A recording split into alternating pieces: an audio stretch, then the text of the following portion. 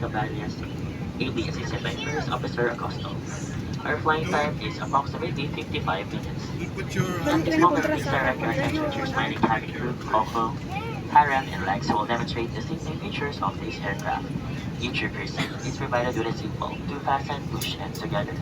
Tighten seatbelt by pulling each end. Unfasten the top of buckle and pull free ends release. In case of a water landing, your life vest is found under your seat.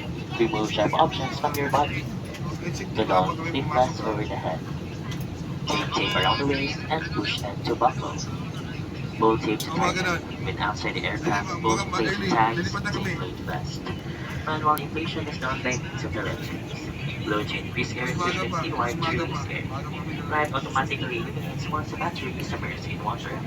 Do not inflate the life vest inside the aircraft. Please be reminded that an authorized mobile life vest from the aircraft condition staff and sponge mode by law. In case of rapid change in cabin pressure,